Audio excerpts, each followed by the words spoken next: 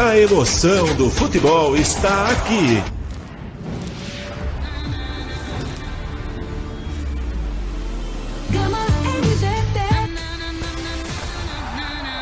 Alô, vocês, assinantes da Gama NGT. Hoje é segunda-feira, dia 16 de junho do ano de 2025, e este é o resumo esportivo. A partir de hoje, todo início de semana, nós vamos fazer um resumo do que aconteceu no mundo dos esportes e principalmente no mundo do futebol no último final de semana. Final de semana todo ele repleto de atividades futebolísticas, afinal de contas, finalmente iniciou-se o primeiro campeonato mundial de clubes da FIFA, a primeira Copa do Mundo de clubes de futebol, que conta com a nata do futebol mundial, os melhores times de cada continente, 32 equipes divididas em 8 grupos de 4, jogando pelo menos 3 partidas cada uma dessas equipes, um torneio que vai finalmente aferir o verdadeiro campeão mundial em 2025. Nós temos 4 equipes brasileiras participando deste evento: Sociedade Esportiva Palmeiras, Clube de Regatas do Flamengo, Botafogo de Futebol e Regatas e o Fluminense Futebol Clube, os 4 últimos vencedores da Copa Libertadores da América. Na ordem, o Palmeiras, Flamengo, Fluminense e o Botafogo, que foi o último campeão. O torneio foi aberto no Hard Rock Stadium, em Miami, no sábado à noite. À noite aqui, né? Ainda tarde, no verão do Hemisfério Norte, nós tivemos um jogo assim, tecnicamente fraco, entre o Inter de Miami, o famoso time do Messi, contra o Al-Ahly do Egito. Tradicionalíssimo time egípcio, já há bastante acostumado a participar de eventos de nível mundial. O time egípcio é a base da seleção do Egito, jogadores bastante experientes e que entraram em campo na abertura do torneio contra o Inter de Miami, o time que tem Lionel Messi, Luizito Soares e também o Sérgio Busquets. 3 jogadores que fizeram parte daquele fantástico time do Barcelona, que ganhou praticamente tudo na sua época. Busquets, Messi e Soares, já diria, no estertar da sua carreira, né? No final da sua carreira, jogando na MLS, como a gente fala, Major League Soccer, o campeonato da Liga Americana de Futebol. O jogo em si, como eu já disse, foi um jogo tecnicamente fraco. O time egípcio muito bem preparado fisicamente. Eu até brinquei que eles praticam o atletismo com bola, de tanto que correu esse time egípcio no jogo de sábado à noite. 0-0 que acabou sendo bastante justo. O time do Al-Ahly foi melhor no primeiro tempo, tendo até uma oportunidade clara para fazer o primeiro gol do evento, mas o goleiro Ustari fez uma ótima defesa numa cobrança de pênalti e acabou no primeiro tempo garantindo o 0 para a equipe de Miami, esse bom goleiro argentino, Ustari. No segundo tempo, Messi e companhia começaram a praticar aquele seu jogo de toque de bola e conseguiram chegar perto da meta egípcia, tendo algumas oportunidades que foram paradas na defesa egípcia e também no bom goleiro El Shenawy, já conhecido de todos nós, ele que jogou muitas partidas pelo Al-Ahly no campeonato, na Copa Intercontinental que a gente tem todo final de ano. No final da partida, Inter 0, Al-Ahly 0, um resultado absolutamente justo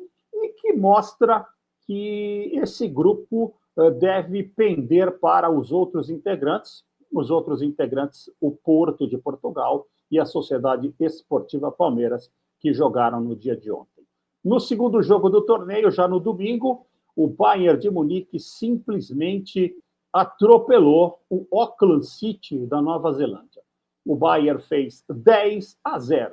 Exatamente, a maior goleada em Copa do Mundo de clubes de todos os tempos, e vai ser difícil que aconteça outra goleada nesse padrão.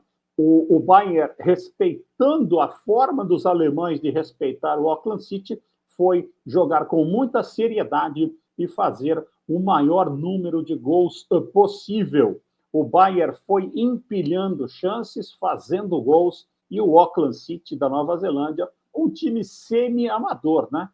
O objetivo deles era tomar apenas 2 gols da equipe do Bayern, acabaram levando 10, tiveram uma única oportunidade de gol, não convertendo. Então, esse Auckland City, time, como eu já disse, semi-amador. Inclusive, o seu goleiro, ele trabalha como operador de empilhadeiras. Então, ele até brincou que nas férias dele, ele veio jogar pelo Auckland City. Então, repetindo, 10 para o Bayern, 0 para o Auckland City, um resultado que não mede absolutamente nada em termos de qualidade da equipe tedesca. Eu diria que o Bayern jogou bem demais e o Auckland City jogou mal demais, por isso o 10-0. Seguindo ainda, no grande jogo da rodada, o tão temido PSG, o time de Luiz Henrique, o último campeão da Champions League, simplesmente atropelou o bom Atlético de Madrid. 4 para o PSG, 0 para o Atlético de Madrid. Eu lembro que esse time do Atlético de Madrid, dirigido pelo argentino Diego Simeone, é um dos times que melhor se defende na Europa. É um time que tem uma ótima defesa, costuma vender muito caro as suas derrotas e acabou levando 4 gols do PSG num jogo eletrizante, onde o PSG não deixou a equipe do Auckland City simplesmente... Perdão, Auckland City nada, me perdoem. A equipe do Atlético de Madrid simplesmente respirar. O PSG teve em torno de 70% a 75% de posse de bola durante toda a partida. Isso, entre 2 times do primeiro escalão do futebol europeu, é de saltar os olhos. Eu lembro que o PSG vem de uma goleada na final da Champions contra a Inter de Milão. E Inter de Milão e Atlético de Madrid são consideradas as 2 melhores defesas do futebol europeu, e cada uma delas levou uma goleada acachapante do ótimo time do Paris Saint-Germain, dirigido pelo Luiz Henrique, um time com uma baixíssima média de idade e que joga um futebol para lá de agradável de se ver, e o PSG vai se consolidando como um dos grandes favoritos ao título desta Copa do Mundo. O PSG está no grupo que tem o Atlético de Madrid, o Botafogo e o Seattle Sounders. Desse grupo classificam-se 2. O PSG, com essa vitória, praticamente já selou o seu passaporte para a fase de oitavas de final.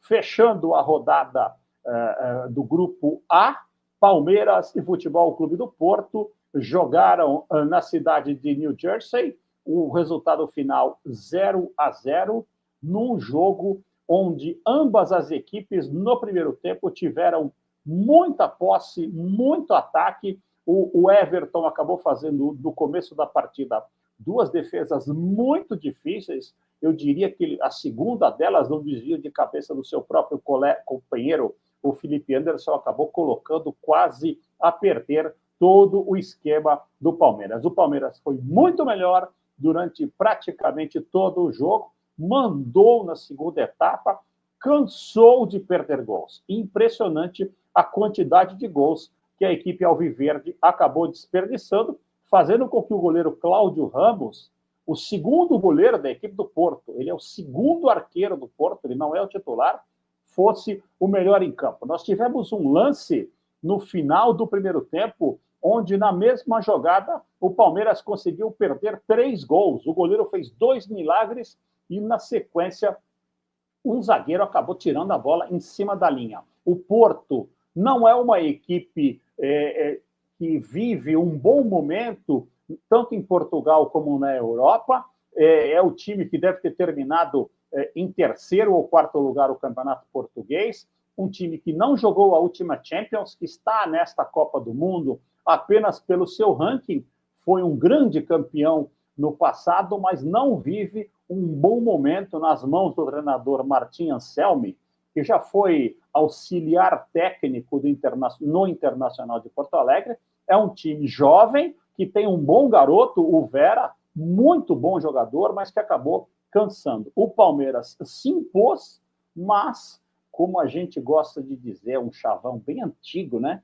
Os mais antigos aqui vão entender. O que vale é bola na rede. 0-0, um resultado que acabou sendo bom para os dois. Afinal de contas, os dois outros integrantes do grupo são o Inter de Miami e o Al-Ahly, e em condições normais de pressão e temperatura, não acredito que nem Palmeiras e nem Porto terão dificuldade em se classificar, afinal de contas, devem passar tanto pelo Inter de Miami como pelo Al-Ahly. Vai definir o primeiro colocado desse grupo A, o saldo de gols, as diferenças de gols que fizerem Porto e Palmeiras em cima do Inter de Miami e do Al-Ahly. Quem fizer maior saldo de gols deve passar em primeiro, e passar em primeiro é um bom negócio, porque o segundo colocado cruza com o primeiro colocado do grupo B, que provavelmente será o Paris Saint-Germain,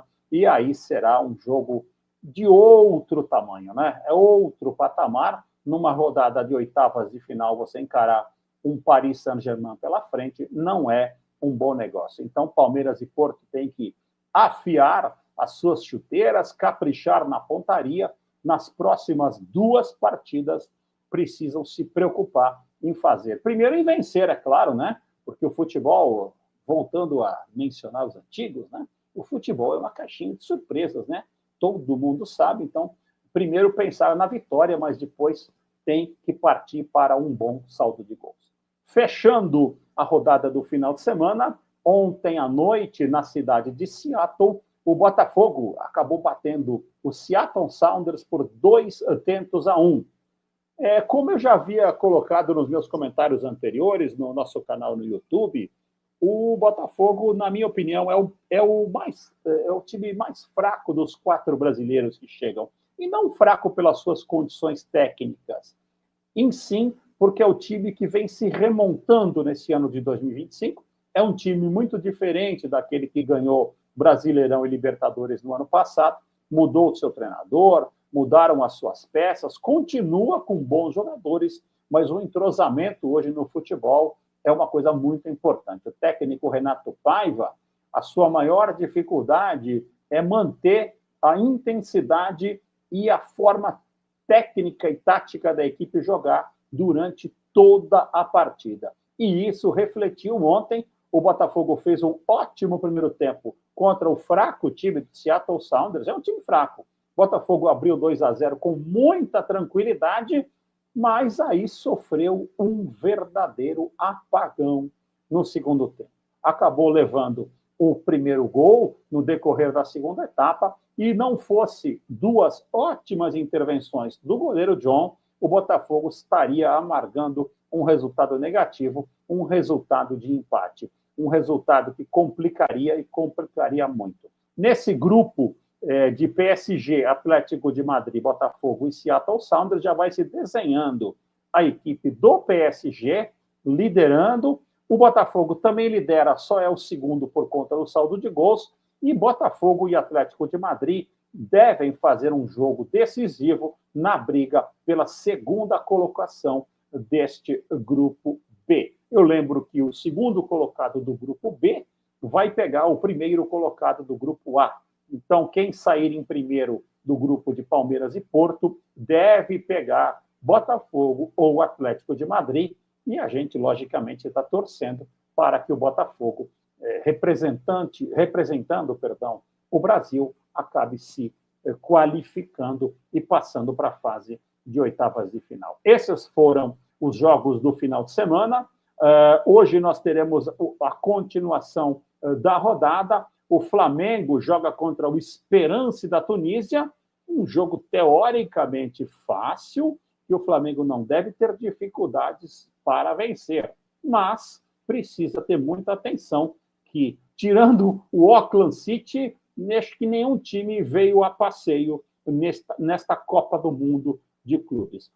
Mais outros bons jogos nós temos Boca Juniors e Benfica, um jogo muito equilibrado. Nós teremos também Chelsea e Los Angeles FC pelo grupo do Flamengo. O Chelsea não deve ter problemas para passar pelo Los Angeles FC. O Los Angeles que acabou sendo o último qualificado para este Mundial, que vai pegando um contorno interessante, muita gente nos estádios, bastante torcida, muita festa.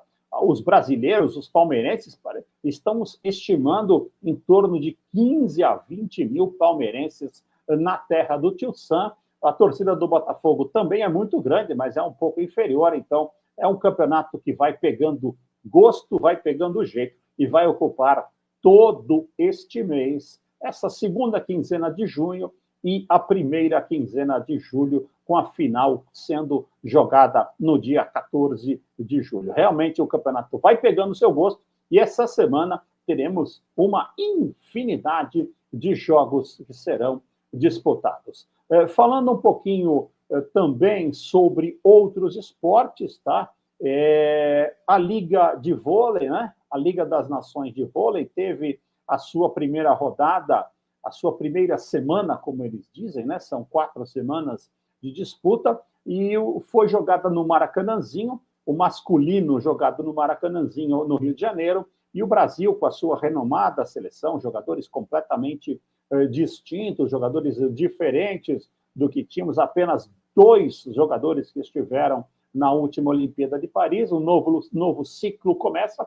O Brasil disputou 4 partidas, conseguindo 3 vitórias e 1 derrota. O Brasil ganhou do Irã, ganhou da Ucrânia e ganhou da Eslovênia e acabou perdendo num jogo eletrizante para Cuba por 3-2. O Brasil já se posiciona como um dos postulantes da classificação na Liga das Nações de Vôlei. São 3 semanas de jogos, classificando-se os 8 primeiros para a última semana, que se jogará na Polônia a fase final. O Brasil não é mais o grande bicho-papão do vôlei mundial, mas é uma seleção que ainda impõe o seu respeito e ainda sempre tem condição de revelar grandes jogadores. O Brasil vai se posicionando como um dos postulantes. Eu ainda rotulo neste mundo do voleibol a Itália, a França e a Polônia um pouco acima dos demais. Brasil e Estados Unidos, sempre grandes potências no voleibol masculino, como estão renovando as suas seleções, então é muito difícil da gente equacionar, da gente analisar e da gente cravar. Mas França, Itália e Polônia ainda estão um pouco à frente dos demais.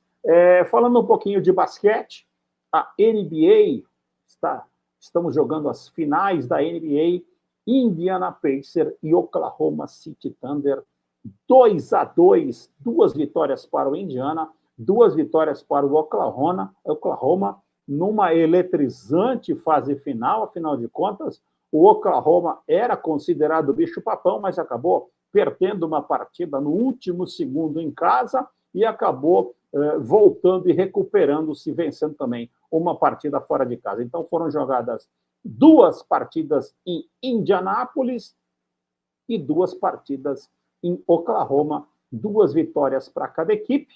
Hoje temos a 5ª partida que será jogada em Oklahoma. A 6ª partida será jogada em Indianápolis e, precisando de uma 7ª partida, que eu tenho quase certeza que isso vai acontecer, será jogada na cidade de Oklahoma, ou seja, o OKC, como é carinhosamente chamado, vai ter a oportunidade de decidir em sua casa. Se fizer prevalecer o mando de quadra, a equipe de Oklahoma vai se sagrar pela primeira vez campeã da NBA. Falando um pouquinho também de Fórmula 1, tivemos o Grande Prêmio do Canadá na tarde de ontem, um grande prêmio que a gente esperava repleto de emoções, é um grande prêmio que ele costuma ter um pouco de emoção demais, né? Um pouco batida aqui, batida no muro dali, circuito de rua na ilha de Notre Dame, na cidade de Montreal, acabamos tendo uma corrida quase 100% limpa, como a gente gosta de dizer. O britânico George Russell fez a pole, estava com o carro sobrando e acabou vencendo depois de 70 voltas. Max Verstappen foi o segundo, e o italianinho de 18 anos, Kimi Antonelli, a grande revelação do automobilismo italiano, também pilotando a Mercedes, fechou o pódio, conquistando um inédito pódio para ele na sua praticamente primeira temporada. O ano passado ele correu algumas corridas, este ano ele está sentado no cockpit da Mercedes. George Russell foi o primeiro, o Verstappen foi o segundo e o Kimi foi o terceiro. O líder do campeonato, o Oscar Piastri, acabou em quarto lugar.